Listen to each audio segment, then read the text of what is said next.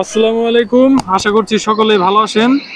তো আজকে চলে আসলাম নতুন কিছু দেখাবো বলে। আমি আজকে অবস্থান করছি, এটি হচ্ছে ঢাকার সেই ঐতিহ্যবাহী বাইতুল মোকাররম মসজিদ, যেটিকে আমরা অনেকেই জাতীয় মসজিদ নামেও কিন্তু আমরা জেনে থাকি। তো বন্ধুরা, আমি আজকে এখানে আসলাম। জাতীয় মসজিদে আসার উদ্দেশ্য হচ্ছে আপনাদেরকে এই মসজিদের বেশ খানিকটা জায়গা ঘুরিয়ে দেখাবো, সেই উদ্দেশ্যে আসা হলো। তো আমি যদি আপনাদেরকে একটু দেখাই, এখানে হচ্ছে সম্ভবত মসজিদের যারা তাবলিগের লোক আসেন, তারা হয়তো এখানে অবস্থান করছিলেন, তারা চলে যাচ্ছেন। আর এইখানটাতে লোকজনের যাতায়াতের রাস্তা তো দেখা যাচ্ছে। সামনেই কিন্তু সেই জাতীয় মসজিদের কিন্তু অজুখানা আমরা দেখতে পাচ্ছি। বিরাট একটি অজুখানা রয়েছে, যেখানে মুসল্লিরা কিন্তু অজু করে এখান থেকে কিন্তু নামাজের জন্য তারা প্রস্তুতি নিয়ে তারা নামাজের উদ্দেশ্যে যায়। তো আমরা হেঁটে চলছি সেই জাতীয় মসজিদে। এখানেও কিন্তু দেখতে পাচ্ছেন বিরাট একটি জায়গা রয়েছে। এখানে কিন্তু বিভিন্ন ইসলামিক সমাবেশ হয়ে থাকে।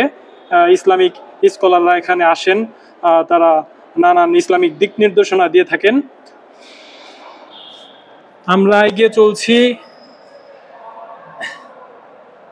আমরা দেখতে পাচ্ছি এটি সেই ঐতিহাসিক একটি নিদর্শন, যেটি জাতীয় মসজিদের জন্য গুরুত্বপূর্ণ কিছু বহন করে।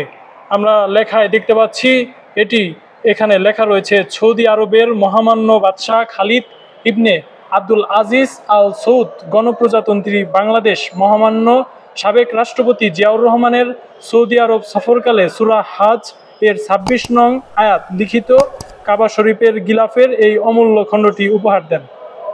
এটি কিন্তু কাবা শরীফের সেই পবিত্র গিলাফের একটি খণ্ড আমরা দেখতে পাচ্ছি। এখানে বাংলা অর্থ দুই পাশে দেওয়া আছে।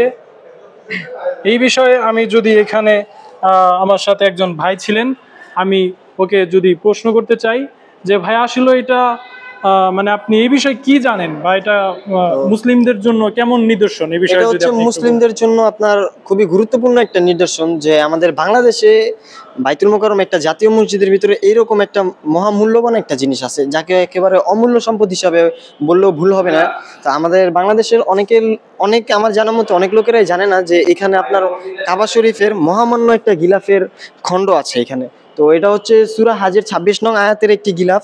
তো এই গিলাফের কিছু অংশ, যার বাংলা অর্থ দুই পাশে দেওয়া আছে এবং উপরে বিস্তারিত সব বলা আছে যে এটা কিভাবে আমাদের বাংলাদেশে আসলো। এটা হচ্ছে আমাদের বাংলাদেশের সাবেক রাষ্ট্রপতি ছিলেন জিয়াউর রহমান, তাকে সৌদি আরবের রাষ্ট্রপতি এটা উপহার করেছেন আমাদের বাংলাদেশের জন্য। আমাদের বাংলাদেশের জন্য এটা অমূল্য একটি সম্পদ, যা আপনারা দেখতে পাচ্ছেন বাইতুল মোকাররমে। আমার জানা মতে এটা বাইতুল মোকাররমে যারা নামাজ পড়তে আসে, যারা মুসল্লি আছে, তারা অনেকেই এটা জানে না এখনো যে এখানে এত মহামূল্য একটা জিনিস আছে, যার বাংলা অর্থ দেওয়া আছে। আর স্মরণ করি আমি যখন ইব্রাহিমের জন্য কাবা গৃহের স্থান স্থির করি, তখন বলিয়াছিলাম, আমার সাহিত্য কোনো শরীক স্থির করিও না, এবং আমার ঘর তাদের জন্য পবিত্র রাখিও যাহারা তাওয়াফ করে, সালাত আদায় এবং রুকু ও সিজদা করে। তো এটা হচ্ছে আপনার সূরা হজের ২৬ নং আয়াতের এই জি, খণ্ডটি ভাইয়ের এখানে কাছে আমি রয়েছে। আরেকটি প্রশ্ন করতে চাই, সেটি হচ্ছে এই যে একটি ঐতিহাসিক নিদর্শন, এখানে কি দূর দূরান্ত থেকে কি এটি লোকজন দেখতে আসে? এই বিষয়ে যদি একটু হ্যাঁ, বলতেন। এই বিষয়ে বলা বলা হচ্ছে যে আপনার এখানে অনেক দূর দূরান্ত থেকে থেকে লোক আসে আপনার এই নিদর্শনটি দেখার জন্য।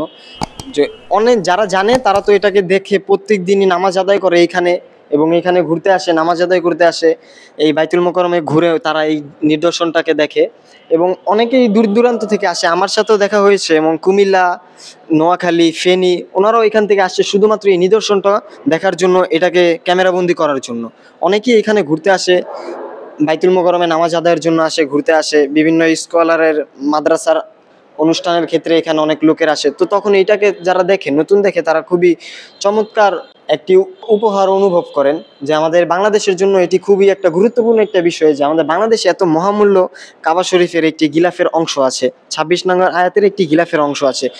তো আমরা যারা হজে এখনো যেতে পারিনি, আল্লাহ তাআলা তৌফিক দান করেননি, ইনশাআল্লাহ সবাইকে দান করবে। তো তারা আসার আগে এইখান থেকে এই নিদর্শনটি দেখতে পারে। এই বাইতুল মোকাররমে এই নিদর্শনটি তাদের জন্য খুবই মহামূল্যবান একটি উপহার এবং সম্পদ। জি, ভাইয়াকে ধন্যবাদ। আর যারা দেখছিলেন এতক্ষণ পর্যন্ত, দর্শকদেরকে আমি আহ্বান করব আপনারা এই জায়গাটিতে আসবেন, বাংলাদেশের জাতীয় মসজিদ, এখানে আপনারা আসবেন, নামাজ আদায় করবেন এবং এই ঐতিহাসিক এই নিদর্শনটি আপনারা অবশ্যই কিন্তু দেখতে আসবেন, সেটা আপনাদের উপর প্রত্যাশা করছি। সবাই ভালো থাকবেন, ধন্যবাদ, আসসালামু আলাইকুম।